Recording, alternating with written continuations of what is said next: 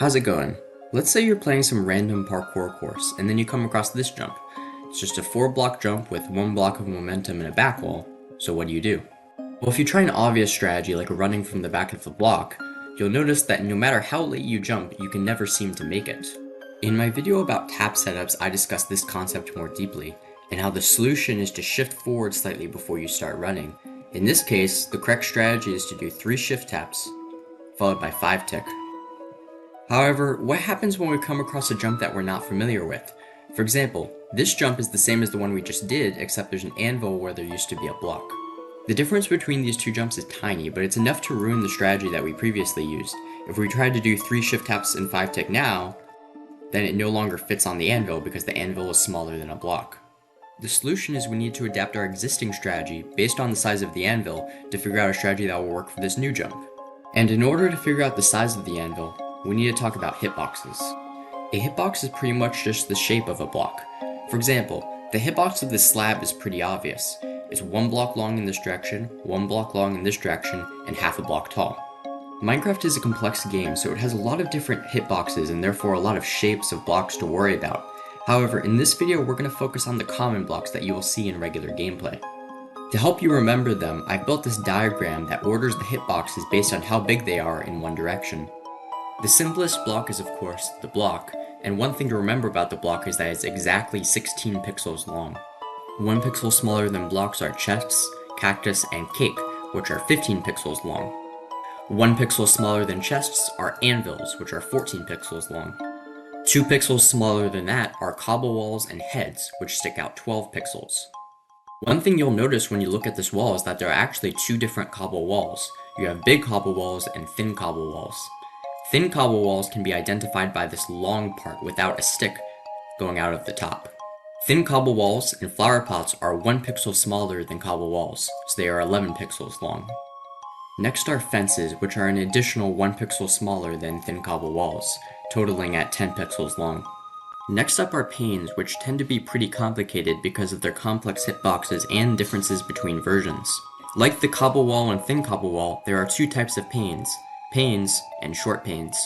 You can see the difference between panes and short panes by building a setup that looks like this, and noticing that you have 1 pixel of room to stand on this pane.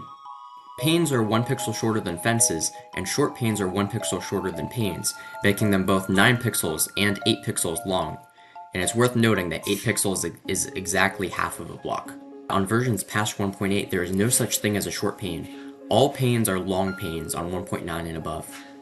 Additionally, panes on 1.8 are a little more complicated than they look because they're actually missing a pixel.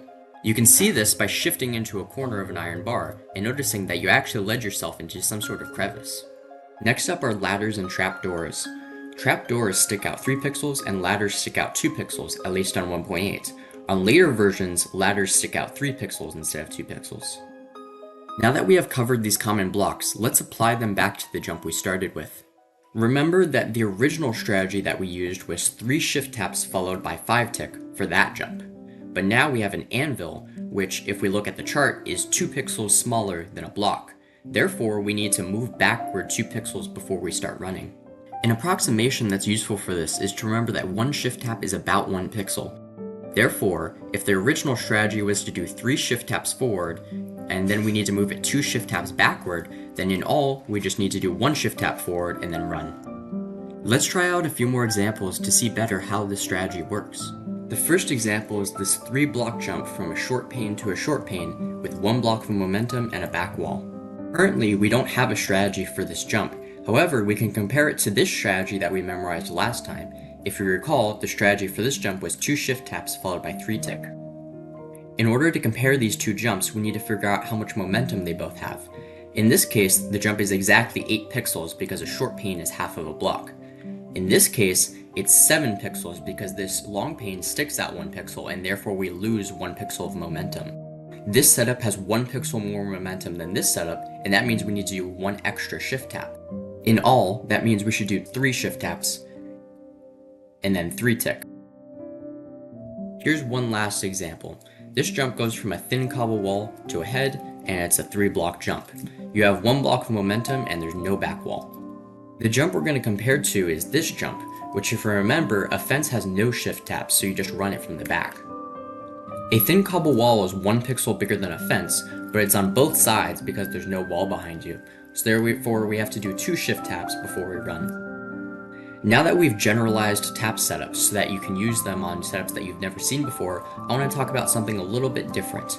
If you remember my video about jump notation, we've had jumps before where it was ambiguous how long the jump was. For example, there's a 2-block gap here, but can we really call this a 2-block jump when there's a huge gap here and a huge gap here that probably add up to 3 blocks in total? What we're going to do is we're going to use the knowledge of hitboxes that we just gained to quantify these jumps that were previously ambiguous. First, let's start with momentum and talk about how we can quantify it. This first jump has 1 block of momentum plus a trapdoor. A trapdoor is 3 pixels long, which if you convert into blocks by dividing by 16, 3 over 16 is 0.1875. Therefore, if you add that to 1, this is 1.1875 blocks of momentum.